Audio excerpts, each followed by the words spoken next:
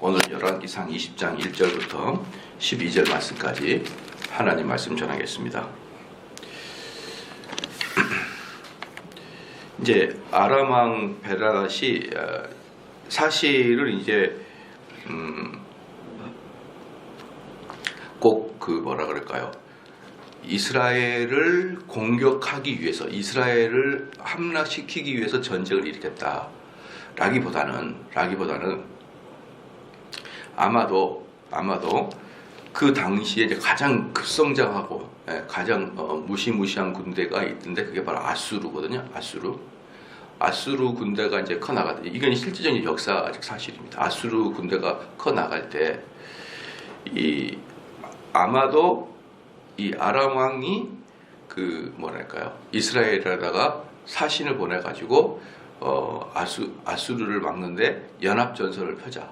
너희도 우리와 같이 아수르를 대적하는데 군대를 파견해라. 이랬었을 거예요. 이랬었을 것입니다. 그래서 왜냐 그러면은 이스라엘 위에 아람이 있고 아람 위에 아수르가 있거든요. 그러니까 이스라엘은 아람이 있는 것만으로도 그냥 아수르의 보호를 받아요. 아수르가 못 나온다고 중간에 있으니까. 꼭 태평양에 쓰나미가 일어나면은 우리나라로 쓰나미가 직접 오지 않고 일본이 다 막아내듯이 그것처럼 아람 군대가 있었기 때문에 아수르가 직접 이스라엘에게 침공을 못하는 거죠. 그러니까 너무 억울하잖아요, 아람 군대가. 그러니까 아람은 이스라엘에게 침략해서 이스라엘 정복하고 그럴 여력이 없어요. 아수르가 계속 성장하고 강력하기 때문에. 그래서 사신을 한번 파견해가지고 우리가 2차 하니까 너희들은 우리에게 동맹국이라기보다는 속국이 되라 이 뜻이야. 속국이 되라. 그럼 동맹국과 속국이 어떠냐? 만약에 이제 아수르가 쳐들어왔었는데 이스라엘이 배신을 하게 되면 어때요? 이제 양단에서 공격을 당하니까 만약에 아람이 어떻게 요구했겠느냐? 아람 왕 베나닷이 어떻게 요구했겠냐? 너희들은 우리의 속국이 되라는 것이죠. 그렇죠? 속국이 되라. 그럼 속국이 되면 어떻게 되느냐? 언제든지 배신하지 못하도록 왕의 아들들을 그 아람 군대에다가 포로로 딱 잡아둬요. 그 포로라는 게 고단한 일이 아니라 그냥 왕자의 신분으로 우리나라 일제시대 때 그 이씨 왕조들 중에 왕자들이 많이 일본에 유학가 있었잖아요. 아시죠? 일본에 유학 가가지고 마지막 황제 막 이렇게 왜 일본에서 결혼하고 막 그런 사람 많잖아요. 그런 식으로 아주 고관 대작의 자격으로 일본으로 데려가지만 사실은 그게 인질이나 마찬가지인 거죠. 그래서 자기 아들이 일본 본토에서 있기 때문에 우리나라 왕이 함부로 배신하지 못하잖아요. 그러니까 아마 베나닷이 사실을 파견해가지고 아합 왕한테 그것을 요구했을 거예요. 너희들을 우리랑 같이 연합을 해서 아수르를 막아야 되는데 그런데 동맹국은 아니고 너희들은 우리의 속국이 돼서 우리가 언제든지 군대를 파견하라 그러면 파견해줘야 된다. 그러니까 왕의 그 나라의 국방 또는 외교를 자기들 밑으로 데리고 와라 이 뜻인 거예요. 그럴 때 이제 아합이 그걸 거절했던 거죠. 그리고 나니까 이제 이 1절이 다시 있는 거죠. 아람 왕 베나닷이 그 군대를 다 모으니 왕 32인이 저와 함께 있고 또 말과 병거들이 있더라. 이에 올라가서 사마리아를 에워싸고 치며. 이제 이 아람이라는 나라가 어떤 식의 나라냐 그러면요. 그 당시에는 중앙 집권적인 나라가 별로 없습니다. 다 지방 토호 세력들이 모여서 유나이티드가 된 거예요. 그렇잖아요. 지방은 옛날에는 다 그럽니다. 옛날에 다 그랬는데 그렇게 살다가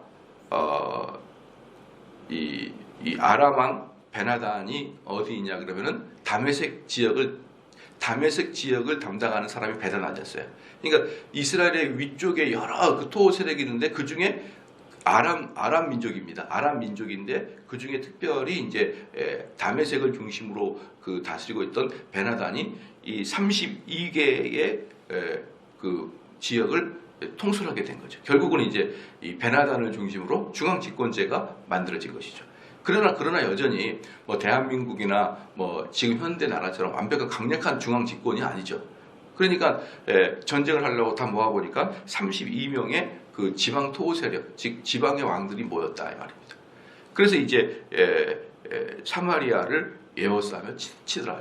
그럼 제가 왜 그런 식의 이야기를 했느냐?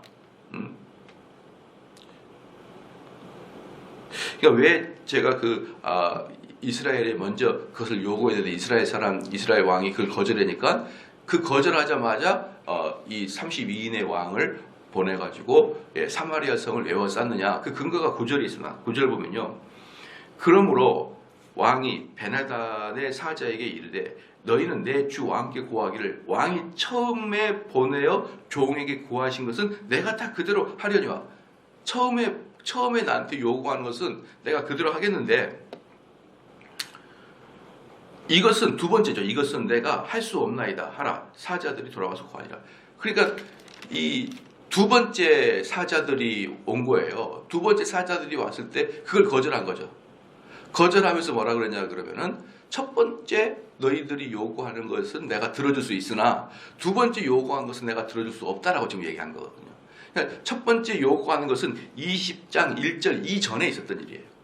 20장 1절 이전에 있고 그 첫 번째 요구를 들어주지 않자 이제 왕들을 모아서 사마리아의 성을 에워싸면서 두 번째 이제 요구를 하게 됩니다. 두 번째 요구는 첫 번째 요구보다 훨씬 더 이제 강한 요구를 하게 되는 거죠. 이제 그게 이제 2절부터 나오는 것이죠.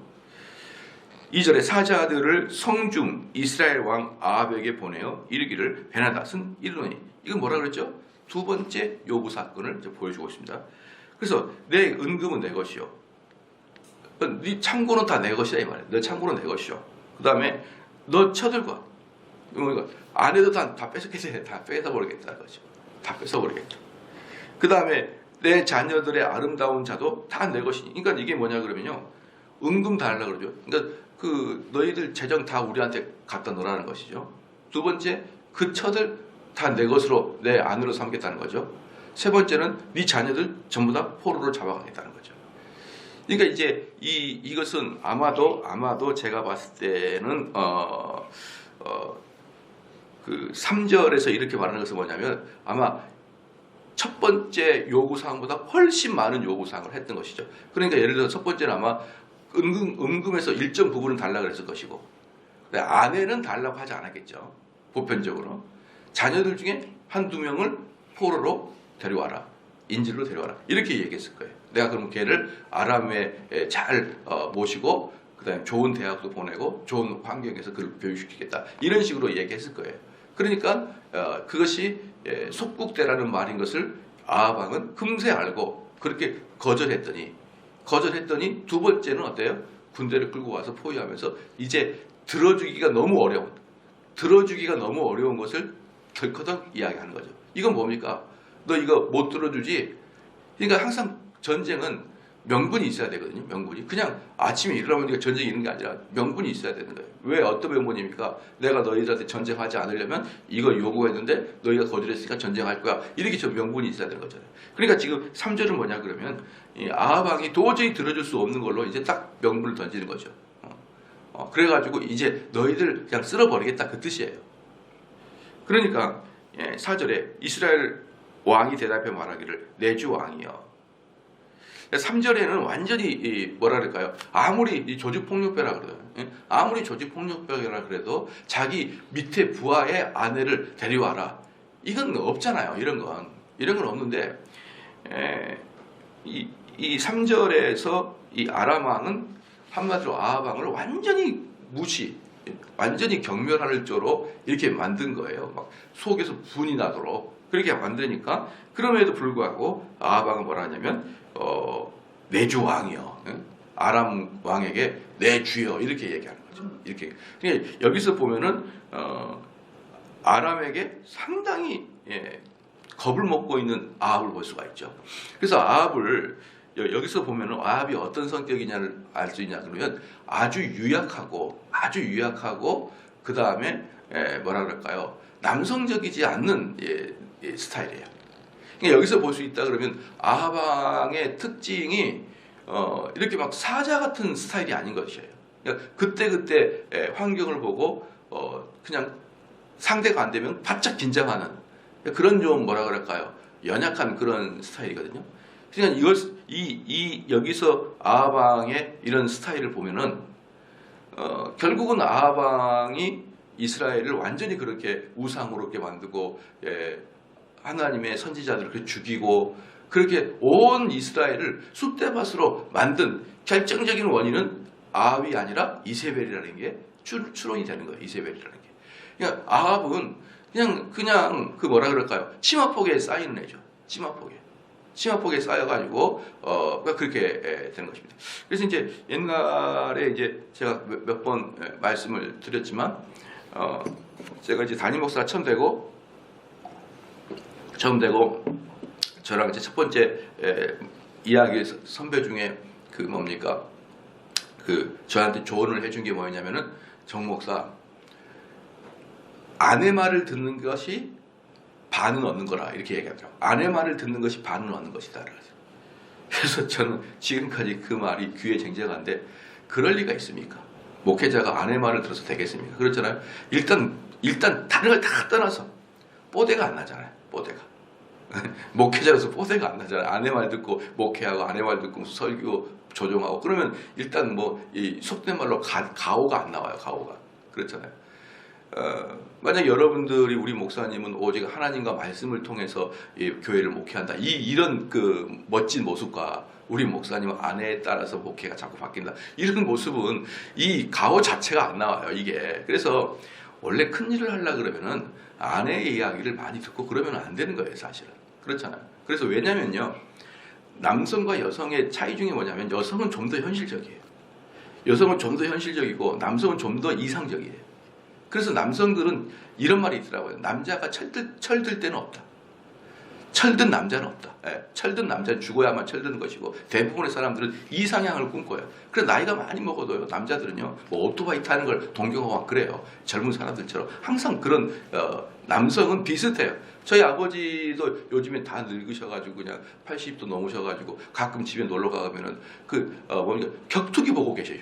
격투기 노인이 앉아가지고 격투기를 보고 앉아 계셔요.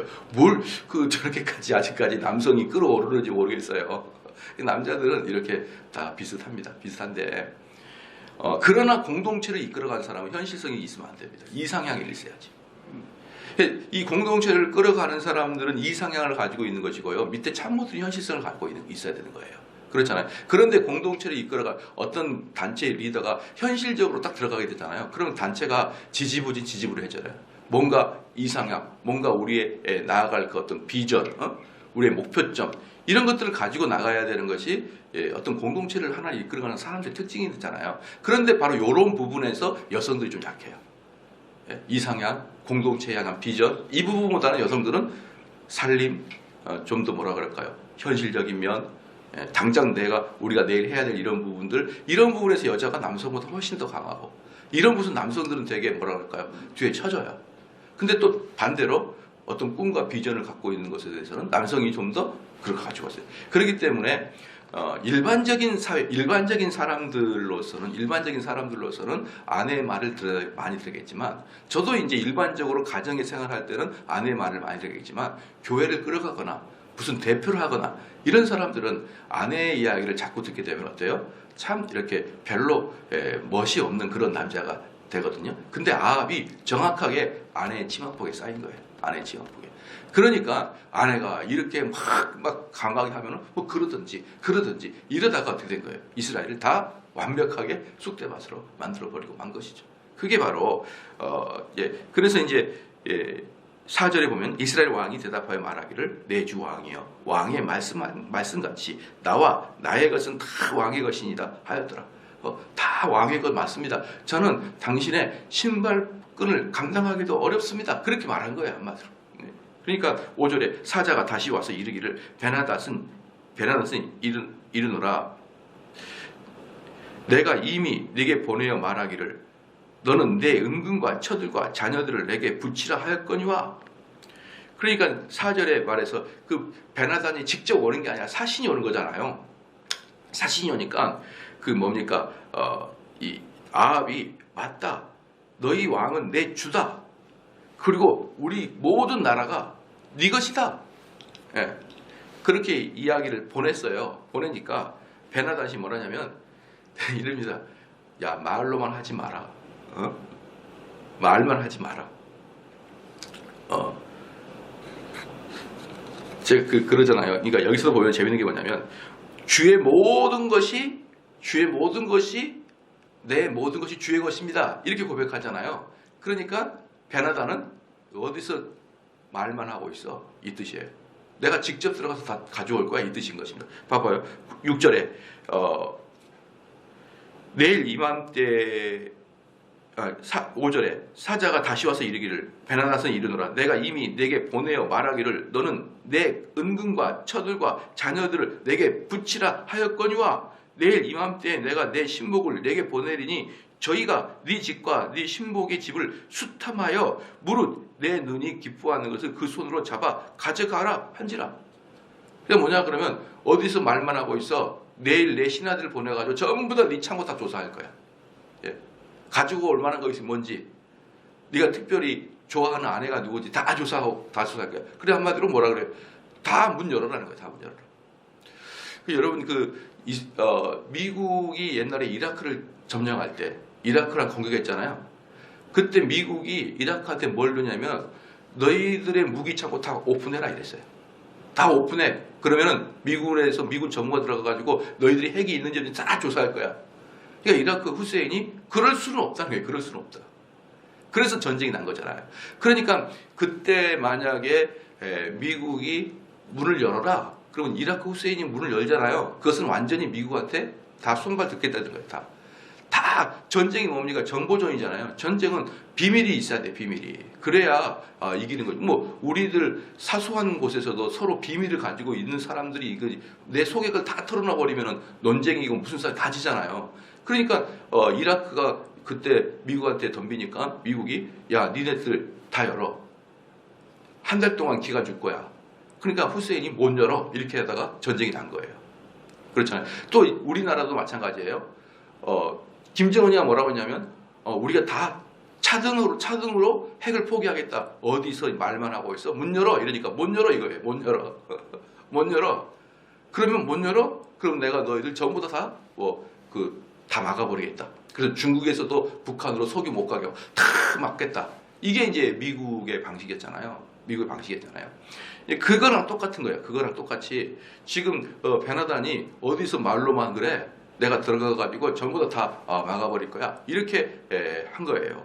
그러니까 7절에 이에 이스라엘 왕 그러니까 이스라엘 왕이 이제 아주 긴장한 거죠. 이에 이스라엘 왕이 나라의 장로들을 다 불러 이르되 왜 장로를 부르냐 그러면 아까도 말씀드렸지만 이 고대 사회는 중앙 집권제가 아니라니까요.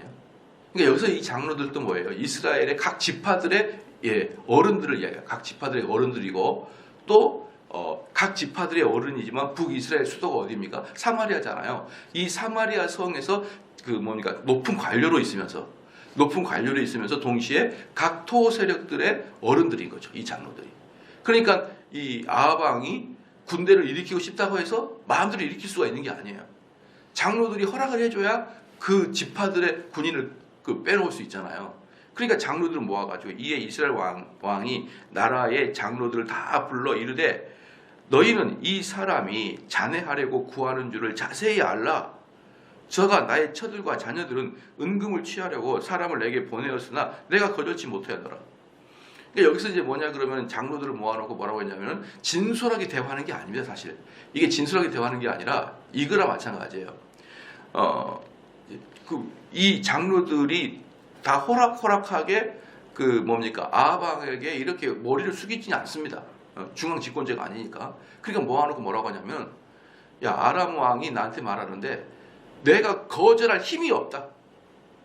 내가 거절할 힘이 없고 너희들이 만약에 군대를 만들어줘서 나한테 군을 만들어줘서 그것을 방어하지 못한다 그러면 나는 아람 왕이 요구하는 것을 다 열어줄 수밖에 없다 이거예요. 나는 아람 왕이 요구하는 것을 들어줄 수밖에 없다.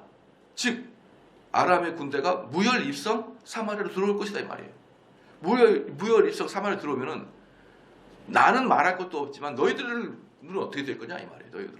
그것을 지금 이 아합이 진솔하게 말하면서 동시에 은근히 장로들을 협박하고 또 은근히 장로들 마음속에 의분이 일어나도록 저놈들이 우리한테 이렇게 했어 이렇게 의분이 일어나도록 이 세 가지를 만든 거예요. 정직하게 말하는 것처럼 하면서 동시에 장로들에게 은근히 너희들도 편할 날이 없어 이렇게 얘기하고 그리고 또 장로들 마음속에 저 외적들이 우리나라를 뭘로 아는 거야? 라는 의문이 일어나도록 이렇게 교묘하게 이제 아합이 장로들이 이렇게 마음을 뜹니다. 그러니까 여기서 보면은 아합은 어떤 사람이에요? 아주 유약하고 이랬다 저랬다 하면서 그 다음에 사람들 눈치 잘 살피고 이런 좀 뭐라 그럴까요? 사나이답지 못한 성향을 가지고 있다는 게 여기서 보입니다.